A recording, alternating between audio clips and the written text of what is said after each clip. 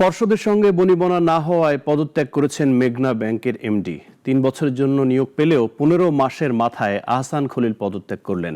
কেন্দ্রীয় ব্যাংক বলছে তাকে সরিয়ে দিতে কেন্দ্রীয় ব্যাংকের কোনো নির্দেশনা ছিল না। সাইদ আরমানের রিপোর্ট। ২০১৩ সালে চতুর্থ প্রজন্মের ব্যাংক হিসেবে কার্যক্রমে আসে মেঘনা। আওয়ামী লীগের কেন্দ্রীয় নেতা এইচ.এন. আশিকুর রহমানের চেয়ারম্যান ছিলেন। আশিকুর রহমান বর্তমানে মার্কিন যুক্তরাষ্ট্রে অবস্থান করছেন। ৫ আগস্টের পর ব্যাংকটির পর্ষদ পুনর্গঠন হয়। নতুন চেয়ারম্যান নির্বাচিত হন প্রাণ আরএফএল গ্রুপের পরিচালক উজমা চৌধুরী। পর্ষদে নিয়োগ পান কেন্দ্রীয় ব্যাংকের সাবেক নির্বাহী সহ ব্যাংকাররা। তবে পর্ষদের সঙ্গে বনিবনা না হয় এবার পদত্যাগ করলেন ব্যবস্থাপনা পরিচালক। কেন্দ্রীয় ব্যাংক বলছে খতিয়ে দেখা হবে পেছনের কারণ।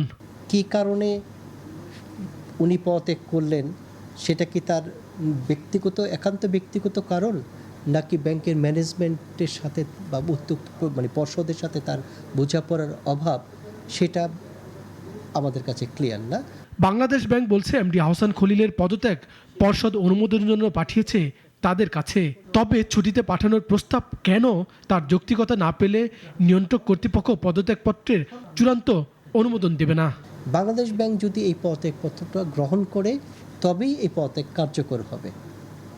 অন্যথায় এমনও হতে পারে বাংলাদেশ ব্যাংক যদি সন্তুষ্ট না হয় ওনার সাথে, এমনকি ব্যাংকের পর্ষদের সাথেও কথা বলতে পারে এবং সেক্ষেত্রে প্রকৃত কারণ উদ্ভাবনের পর সন্তুষ্টি সাপেক্ষে বাংলাদেশ ব্যাংক এই পদত্যাগপত্রের ব্যাপারে সিদ্ধান্ত দিবে। আহসান খলিল গত বছরের এপ্রিলে এমডি হিসেবে নিয়োগ পান। ৩ বছরের জন্য তাকে নিয়োগ দেওয়া হলেও ১৫ মাসের মাথায় তিনি পদত্যাগ করলেন। ব্যাংকাররা মনে করছেন বিষয়টি খতিয়ে দেখা জরুরি। এদিকে বিকেলে বাংলাদেশ ব্যাংকে যান চেয়ারম্যান উজমা চৌধুরী। সাইদ আরমান, নাগরিক, ঢাকা।